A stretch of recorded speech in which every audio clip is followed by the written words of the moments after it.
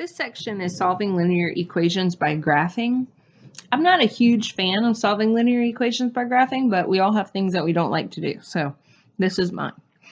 I just find it easier to solve algebraically, but sometimes you do have to graph it. So I'm going to show you. Go ahead and pause this and read over it if you need to. Basically, to solve algebraically, we're going to isolate the variable like we always do. To solve graphically, it's a little stranger to me, a little more strange, but I'll show you how to do it.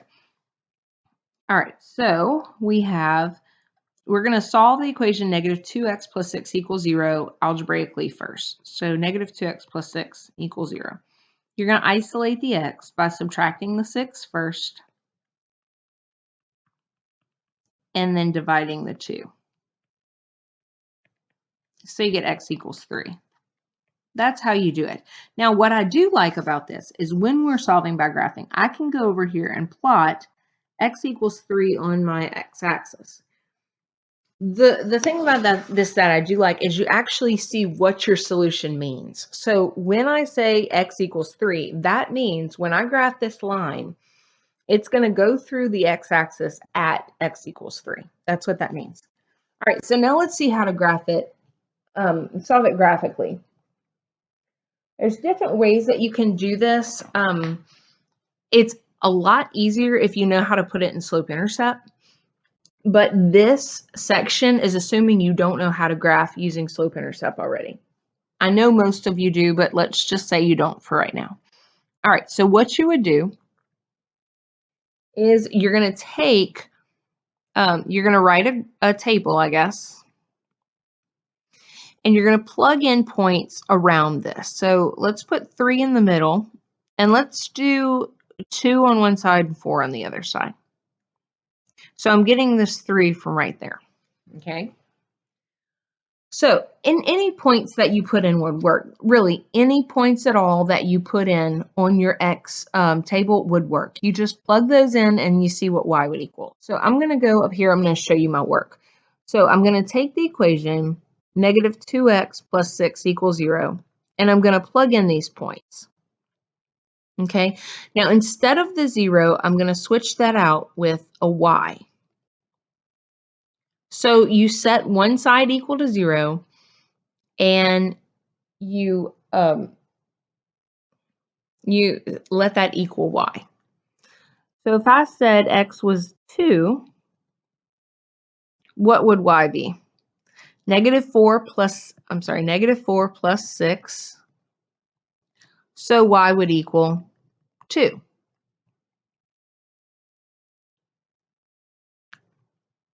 So that means that if I graph that point, 2, 2 would be right there. Okay, we already know that if I plug in 3, y is going to equal 0. If I plug 4 in, let's see, I would get negative 2 times 4 plus 6 equals y. So it'd be negative 8 plus 6 equals y. Y would equal negative 2. So if I graph that, 4, negative 2 would be right here. So then if I graph this line, it would look like that. Okay. Now, if you did want to graph this in slope-intercept, you would just change that 0 to a y like I said. So it'd be negative 2x plus 6 equals y. And you could rearrange that, y equals negative 2x plus 6. And then you just graph it. So your y-intercept would be at 6. And then you go down 2 over 1, down 2 over 1, and you see that I get the same line. Number 2, solve the equation 2 minus 5x equals negative 23 algebraically first. So I'm going to isolate the x. So I've got 2 minus 5x equals negative 23. I'm going to subtract the 2 from both sides. So I get negative 5x equals negative 25. And now I'm going to divide both sides by negative 5. So I get x equals 5. So that tells me on my graph, I can put my x-intercept at x equals 5. When I solve it graphically, remember I said the first step that you want to do is make one side equal to 0. Set one side equal to 0. All right, so if I have my equation, 2 minus 5x equals negative 23. If I want one side to equal 0, the easiest thing would be to add this 23 to both sides, because that would give me 25 minus 5x equals 0. Now I'm going to set up my table, and I'm going to put this 5, remember, in the middle. So what would come on either side? A 4 and a 6. And again, you can set up this however you want to. So let's just do some of our scratch work over to the side. So I'm going to use this equation right here. So I'm going to go 25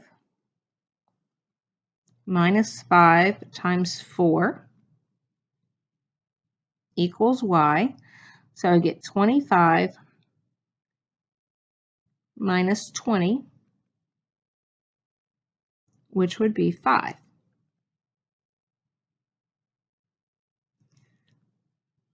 So 4, 5 would be right there.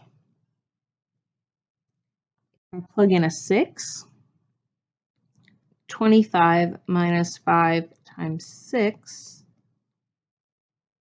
equals y. And we get 25 minus 30. So that would be negative 5 equals y. So I will put a negative 5 right here. We already know that if I plug in a 5, that's going to give me 0, because 25 minus 25 is 0. All right, so next I'm going to plot 6 and negative 5. It should be right there. So all you have to do is connect the dots as straight as possible, and that is your line.